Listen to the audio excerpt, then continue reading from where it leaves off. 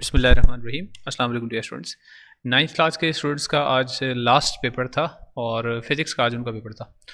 तो फिज़िक्स का ये एमसीक्यू है, जो प्लेन एरियाज़ हैं उनका है। बहुत आसान पेपर था आप लोगों का एमसीक्यू का भी, और जो सब्जेक्टिव है वो भी, उसमें एक आध क्वेश्चन था जिसमें थोड़ा सा प्रॉब्लम हो सकता था, लेकिन एमसीक्यू बहरहाल बहुत आसान था। तो ये एमसीक्यू का जो सोल्यूशन है ये इस वीडियो में इंशाल्लाह आपके सामने मैं रख रहा हूँ। Number 1 is picogram. तो पीकोग्राम जो है ये प्रीफिक्स है और 10⁻12 के इक्वल होता है, इसलिए ऑप्शन नंबर सी इसका करेक्ट है। Next, bird accelerates at 0.3 metres per second square. तो ये आपको एक्सेलरेशन गिवन है और आपने इसमें velocity delta v find out करना है। तो एक्सेलरेशन होता है डेल्टा वी ओवर टी है, इसमें से डेल्टा वी अगर फाइंड आउट करना है तो एक्सेलरेशन को टाइम के साथ मल्टीप्लाई कर दें। तो डेल्टा वी के लिए ए इंटू टी कर दें। एक्सेलरेशन 0.3 है, 0.3 को 3 के साथ मल्टीप्लाई करेंगे, 0.9 मीटर पर सेकेंड आएगा answer. The given graph shows, ये वेलोसिटी टाइम ग्राफ है और वेलोसिटी टाइम ग्राफ की जो स्लोप है वो एक्सेलरेशन को जाहिर करती है। यहाँ स्लोप कांस्टेंट है इसलिए एक्सेलरेशन कांस्टेंट या यूनिफॉर्म एक्सेलरेशन इसका ऑप्शन होगा, यानी ऑप्शन नंबर बी होगा। A force changes momentum of a body by 50 kilogram metre per second in 2 seconds.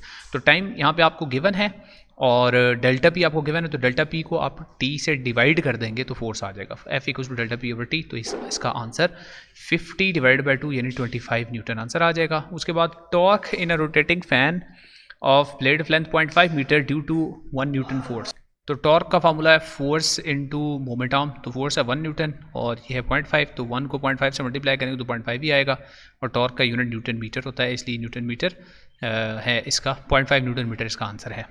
ठीक है, उसके बाद F equals to 15 newton, X equals to 1.5 metre, then the spring constant. तो spring constant बहुत आसान, K equals to F over X होता है।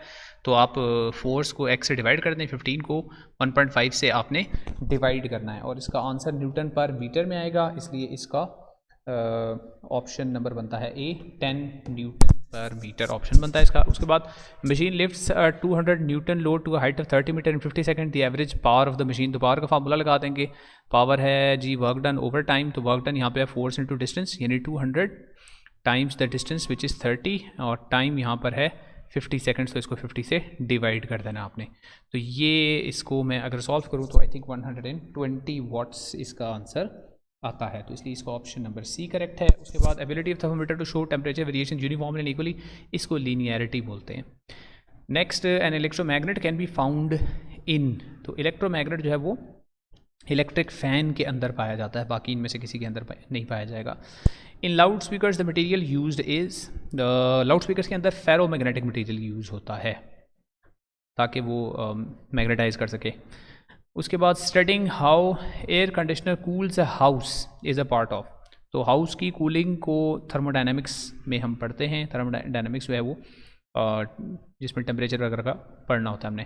उसके बाद which branch of physics deals with the transmission and control of sound. तो एक्रोस्टिक्स के अंदर हम ट्रांसमिशन और कंट्रोल ऑफ साउंड को पढ़ते हैं। तो ये एमसीक्यू का सोल्यूशन हो गया और बहुत आसान था ये आपका पेपर। इंशाल्लाह नेक्स्ट वीडियो में जो आपका सब्जेक्टिव पेपर है उसका भी कंप्लीट सोल्यूशन नेक्स्ट वीडियो में इंशाल्लाह मैं अपलोड कर दूंगा। See you in the next video then इंशाल्लाह।